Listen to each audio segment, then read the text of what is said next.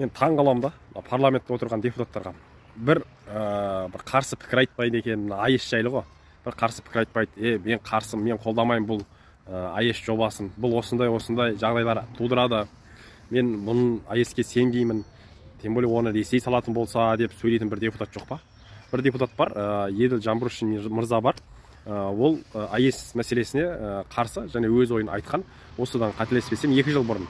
Және сол кеше Facebook әлеуметтік желісінде қатты талқыға түсіп, Еділ Жамбыршин мырзаның сол кездегі сұхбаты жарияланып отыр. Соның астына мен Еділ ағаны белгілеп, сіз әлі осы көзқарастасыз ба?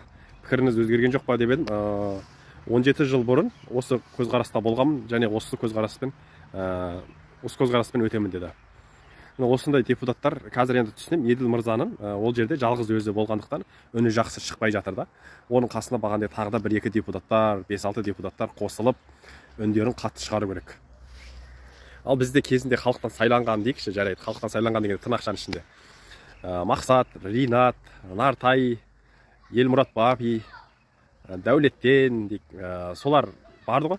Барды да неге солар үндерін шығармайды? Наоборот, олар керісінше АЭС мәселесін қолдап жатыр, АЭСті қорғап жатыр. Ринаттың айтып жатқан сөзі бар, үгіт насихатқа белсене араласып, кірісіп жүрген азаматтардың бірі ғой, енді депутат болған екен.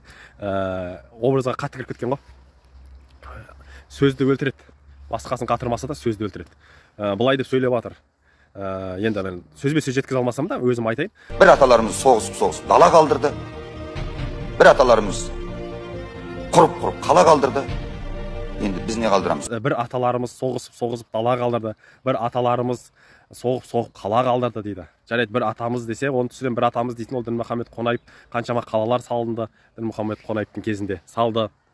Bir аталарымыз деп тұр. Аталарымыз дегенде көкше түрде айтып тұр ғой. Назарбаевты да өз атамыз деп өзіне жақын тартып тұрғаны ғой. Кезінде мысалы Назарбаевты сынап, 3 қызы анандай, 3 қызы мынандай деп жерден алып жерге салып еді. Мен түсінбеймін енді ол айтады сол кезде енді. Bir atalarımız соғысып дала қалдырды, bir аталарымыз соғып қала қалдырды. Біз не қалдырамыз ұрпаққа деп тұр. Ұрпаққа осы АЭСті қалдырып кетпекші, Ринат Зайытов.